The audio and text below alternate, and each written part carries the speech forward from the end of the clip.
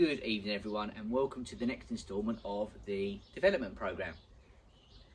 So today, back onto long game, you're going to need your irons, your golf balls, and you're also going to need one of these today, a coat hanger, which I'll explain shortly. First of all though, let's just recap what we've been through over the last few weeks. We worked very hard in the first week of lockdown on our body turn, talking about the role our hips play. We're going to look at that briefly today. We've also looked at swing shape, we've looked at creating speed and power, and using the floors. We've done quite a lot. Today it's more of a tip I want you to work on, which helps you with your wrist positioning and your impact position, which we worked on as well. But it's going to be a little bit more generic today, a few more drills than we've done before, or one basic drill that we haven't done before with the coat hanger. But first things first, make sure you're nice and loosened up. You've been through a warm-up. Let's get right into it. So you might be thinking, why on earth, Jack, have you got a coat hanger? Here's why. Let me do it coming a little bit closer. What I'd like you to do is I'd like you to grip the coat hanger. Okay, so the coat hanger is resting for a right-handed golfer on your left wrist. If I show you from that angle, you can see it's resting on my wrist from there. Don't let it come away. Keep it on your wrist.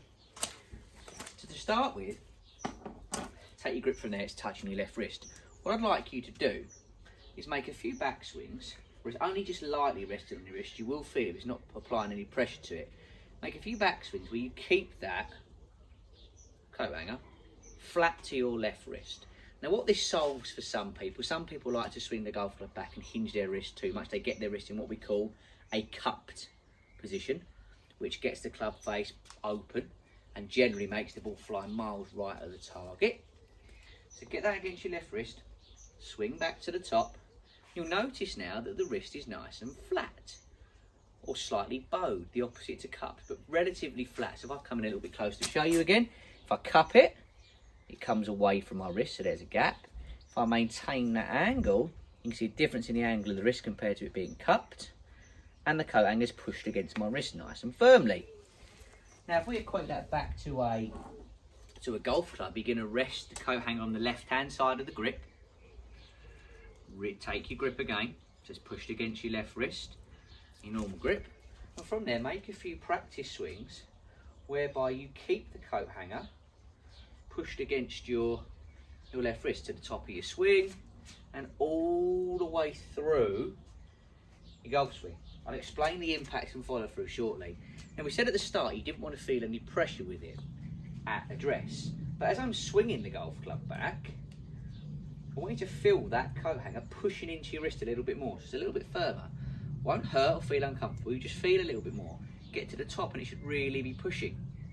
If I stand a little bit further away now, so you can see the club face at the top of my swing, if I was to let the coat hanger move away from my wrist, you'll notice that the toe end of the golf club is pointing down to the ground in an open position.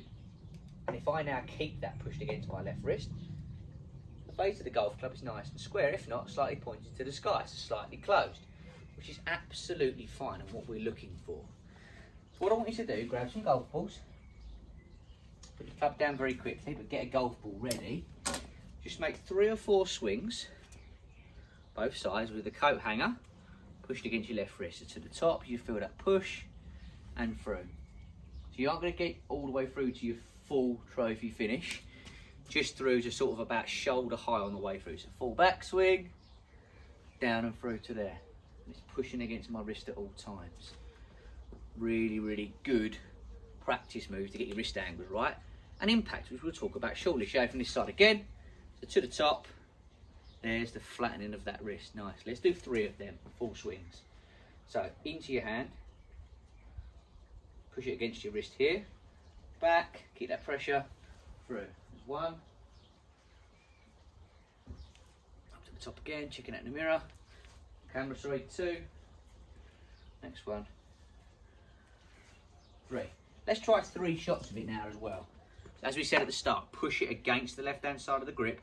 If you want to tape it to your golf club so you don't have to keep moving it, that's fine. Just make sure it's right on the left-hand side there. Don't put it on the top. Definitely not to the right. On the left-hand side. If you want to tape it, fine. If not, if you can hold it there, fine. Try a few slow swings now with the club. Getting into that position. Down and through. Now if you feel confident and ready, have a few shots like it. I'm only going to go very slow. I'm going at about 20% speed. Just to get that feeling of that staying against my left wrist. Very slow there. A little bit worried I was going to hit next door again. Again, so you can see it's connected there. You'll notice there, if there's any wrist action, my hands will come out of position, it will come away from the coat hanger. So it's very much pushed against it to the top, still pushed against all the way through. Let's try 2 more shots.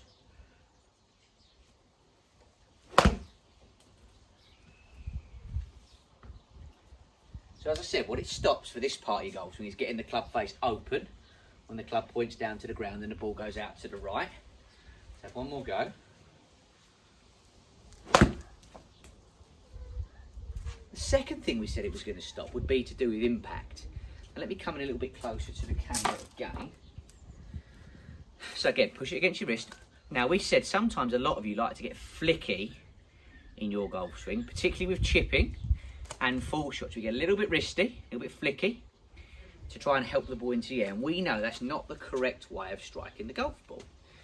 So this drill, if you do flick your wrists, the coat hanger will come off your left wrist. Either you won't feel it at all, or in the worst case scenario, it will hit your right wrist.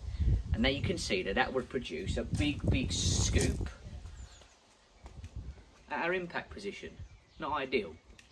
So the way we want you to get that feeling again, push it against your left wrist. And if I bring it down to impact now, I'm pushing that coat hanger really aggressively into my left wrist. But you can see how the club is actually leaning forwards now to keep that angle. If I was to remove it off my left wrist and replace it with my right wrist, you can see that scoop, and that's going to produce lots of inconsistent shots. So push it against your left wrist, keep it there, rotate through to that sort of half follow through finish there. And what that stops, it stops any flicking and it stops any excess rotation of the club face that we've spoken about before. We don't want to see any flicky wrists or jelly wrists as we like to describe them. So for impact, up to the top again, bring it down, pushing against it, I can really feel that, and rotate through. Even here it wants to be pushed against your wrist. Show from this angle so you can see the club face a bit more. If I was to scoop, you can see my wrists, or if I was to over rotate and it comes away, that's not great, the club face pointing down. If I do it properly, down to impact, it's pushed against my wrist. If I turn now, face hasn't rotated, it's my body turning and the club face staying nice and still.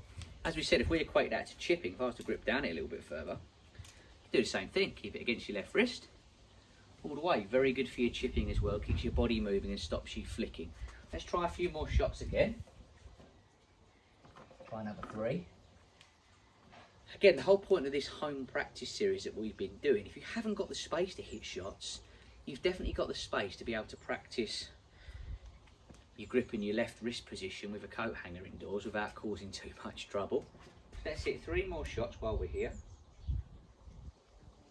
Good thing with this as well with a coat hanger, you're getting a feeling. So you know straight away if you've done it well or not, because you'll either lose that feeling with the coat hanger coming away from your wrist, or you'll feel it pushing into it. So it's good to create some feelings in your practice, which is very, very important. So down to impact. The position I'm looking for. I'm going to really emphasise that. I'm actually going to do a couple of short swings, keeping that coat hanger against my wrist. Good. Show from this side again. Bang. There's no rotation out of the club face at all. Bang. Let's try 2 more.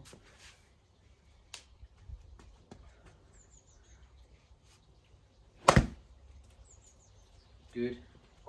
See, I'm doing it nice and slow and exaggerating it. That's the key, exaggeration when you practice. 1 more. Okay, so 1 more from this angle this time. So back, impact, turn. Impact, turn. And as we said, if you do start to flick, you'll see this, the coat hanger will come away from your wrist, or we over rotate and our hands get too active and flippy.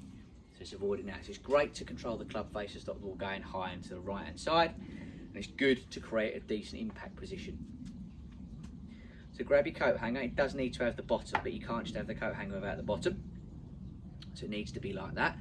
So you can push it up against your wrist and try that practice. You can do a little bit with putting as well. I don't like it as much with putting, to be honest. It's a bit more difficult to get it in the right position. But for chipping, pitching and full shots, using the coat hanger is a really effective drill for you. Okay, so give it a go. Let me and Matt know how you get on, and we'll see you very, very soon.